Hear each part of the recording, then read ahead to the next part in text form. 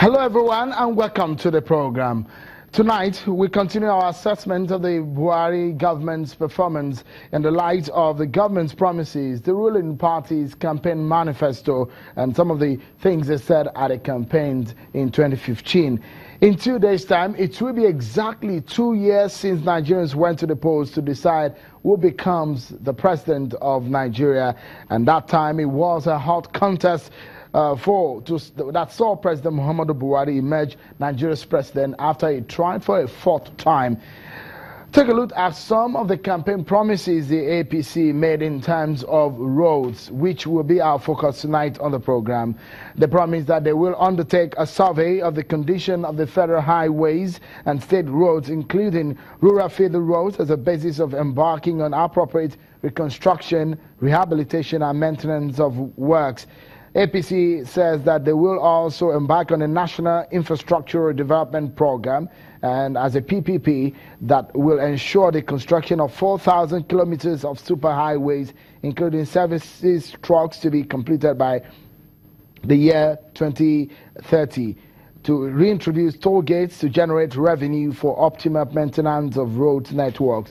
But how far has the Buhari government gone in all of these? For those who apply some of these federal highways every day that you move there, how far has the government kept to the promises? Are they back to side the construction companies really working? What the government telling Nigerians really true? We caught up with the Minister of Power Works and Housing, Mr. Babatunde Fashola, and we started by asking him what exactly is the plan of this government in terms of its general overview of what its agenda is as regards roads. Take a listen.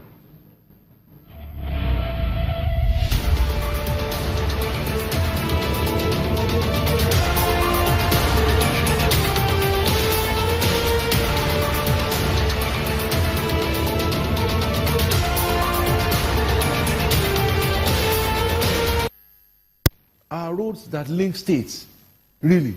That's our job, to connect states. So when we're building Kano to Maiduguri, we're connecting 5-6 states. When we're building Enugu Port Harcourt, we're connecting 4-5 states. When we're building Lagos Ibadan, when we are building Ilorin to Tegina, we're connecting several states. When we are building Sokoto, Ilela, Tambuwal, all the way, or to Benin Kebbi, we are connecting states. The Abuja-Kaduna Highway connects Niger, Kaduna, and the FCT. So people should just understand this. So our objective first is restore connectivity. Because you don't have enough to do all what you want to do, you have to make choices. Now, the choices we had to make are, if we wanted to, we would do all the roads, but we can't. Not right now. How do you get the objective of connecting states and moving people achieved in the shortest time? Look at the roads that carry the heaviest traffic. And that is where all of the roads I've mentioned qualify.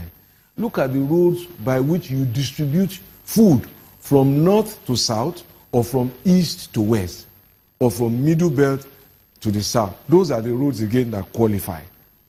And that is why Ilorin, Jeba, Tegina, Sokoto, Ilela, Tambuwa, right down to Ogbomoso, Oyo, Ibadan, Lagos, is a critical route. In the same way that we are working on the Nasarawa, Akwanga, Lafia route, the ultimate aim is to connect that route down to Port Harcourt and create a parallel eastern route, because that first route is on the western axis, a parallel eastern route that goes all the way from Bauchi to Gombe. So you have from northeast down to the port on the east to Port Harcourt, and from northwest down to the port in Lagos. Is this and just a minute, and then you link them through the two bridges, River Niger, River Benue. River Niger links east to west. River Benue, so that's the second Niger bridge.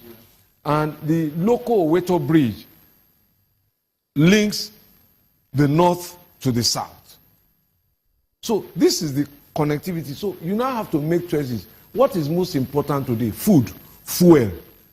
Most of the cargo of fuel is deposited in the south, in Lagos, and it has to get to the north.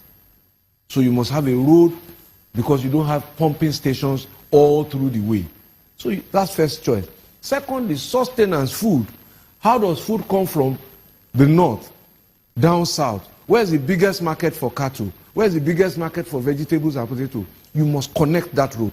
So it does not matter really where the road is situated. Who uses the road most? Those are the people who voted for us. The truckers and the ordinary people of Nigeria who voted the other way too.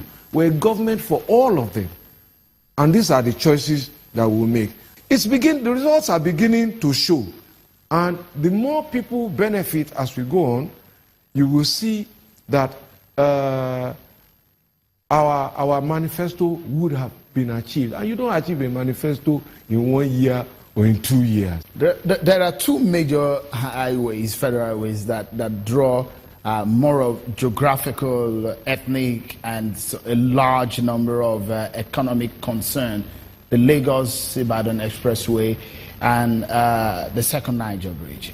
Those two projects, where are we? When are those projects due to be delivered? The estimates was that the Lagos-Ibadan Expressway will be finished in 3 years, starting from 2016 to 2019. That was on the assumption that budgetary provisions would have kicked in as early as January last year. But